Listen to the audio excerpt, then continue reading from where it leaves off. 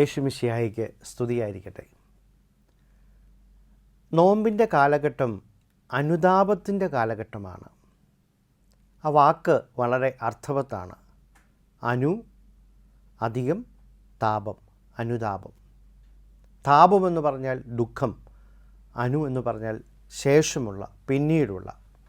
അപ്പോൾ നാം ഒരു പ്രവൃത്തി ചെയ്യുമ്പോൾ അത് തെറ്റാണെന്ന് മനസ്സിലാക്കുമ്പോൾ നമ്മളിലുണ്ടാവുന്ന ഒരു വേദന, അതാണ് അനുതാപം എന്ന് പറയുന്നത്. ക്രൈസ്തവ ആധ്യാത്മികതയിൽ നാം യാത്ര ചെയ്യുമ്പോൾ വഴിതെറ്റിപ്പോകാനും അകന്ന് സഞ്ചരിക്കുവാനും ഒക്കെ ഏറെ സാധ്യതകളുണ്ട്.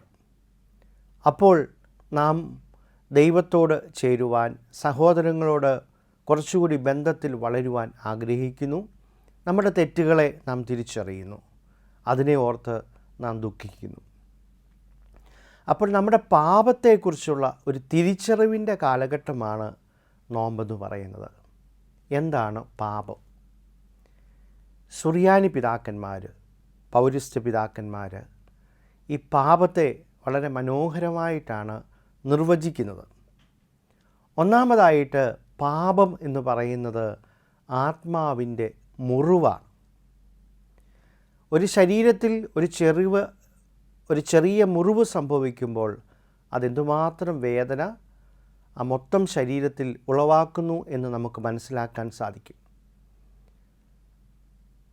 അതിൻ്റെ പ്രാരംഭ ദശയിൽ തന്നെ നാം അതിനെ കണ്ടെത്തണം, അതിൻ്റെ പോംവഴികൾ കണ്ടെത്തണം, അത് പരിഹരിക്കുവാനുള്ള ശുശ്രൂഷ മാർഗങ്ങളും നാം കണ്ടെത്തണം.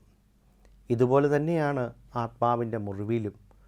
പാപം മൂലം ഈ മുറിവ് സംഭവിക്കുമ്പോൾ അതിനെ സുഖപ്പെടുത്തണം. അതിനുള്ള അവസരമാണ് നോമ്പ്. നോമ്പെന്ന് പറയുന്നത് ഒരു ചികിത്സയുടെ കാലഘട്ടമാണ്.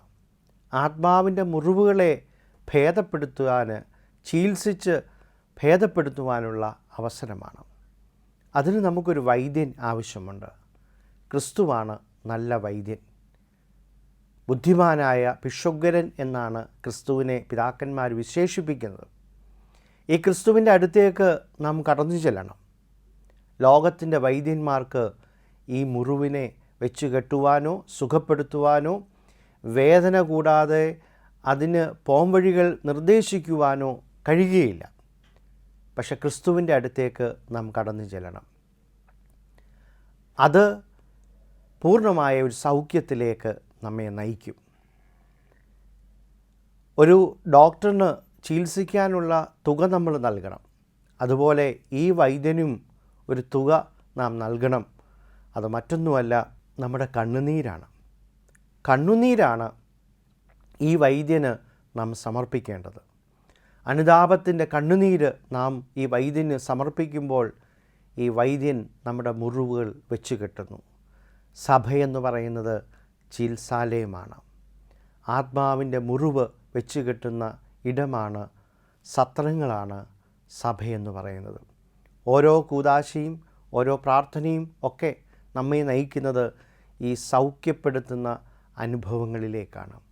ആയതിനാൽ നോമ്പിൻ്റെ ഈ കാലഘട്ടം നമ്മുടെ മുറിവുകളെ കണ്ടുപിടിക്കുവാൻ നമുക്ക് പ്രത്യേകമായിട്ട് പരിശ്രമിക്കാം. രണ്ടാമതായിട്ട് പാപമെന്ന് പറയുന്നത് ഒരു കടമാണ്. ഞങ്ങളുടെ കടങ്ങളും പാപങ്ങളും ഞങ്ങളോട് ക്ഷമിക്കണമേ എന്ന് അനുസ്യൂതം ഈ കാലഘട്ടത്തിൽ പ്രാർത്ഥിക്കുന്നു. എന്താണ് കടം? ദൈവത്തിന് അർഹമായിട്ടുള്ളത് നൽകാതിരിക്കുന്നതാണ് കടം.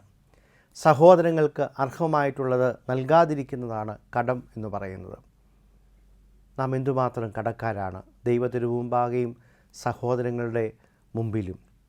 നമ്മുടെ കടങ്ങളെ പരിശോധിക്കുവാനും ആ കടങ്ങളെ പരിഹരിക്കുവാനും അർഹമായിട്ടുള്ള സ്തുതിയും ആരാധനയും ദൈവത്തിന് നൽകുവാനും സഹോദരങ്ങൾക്ക് അർഹമായിട്ടുള്ളത് പരിഗണന, സ്നേഹം, നീതി, കാരുണ്യം ഒക്കെ നൽകുവാനുള്ള അവസരമാണ്.